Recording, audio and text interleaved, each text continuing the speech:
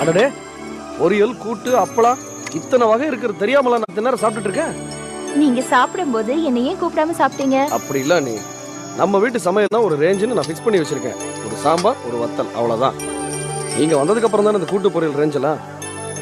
இத்தனைக்கும் அண்ணன் இவ்வளவு நாளா காய்கறி மார்க்கெட்ல தான் வேலை செஞ்சுட்டு இருந்தாருன்னு பேரு.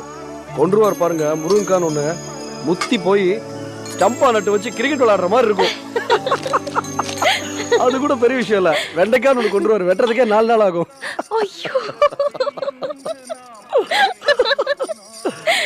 சாப்பாடு போடவா? வைங்க வைங்க. ஆத்தா பாத்துத்தா, செல்வம் வயசுல சின்னவனா இருந்தாலும் அவன் உனக்கு குழந்தை. இப்படி ஊரே கேக்குற மாதிரி சிரிச்சு பேசுறது அவ்வளவு நல்லா இல்ல. பாக்குறவங்க கண்ணுக்கு தப்பாதான் தெரியும். பார்த்து நடந்துக்க, ரொம்ப சிரிக்காத என்ன.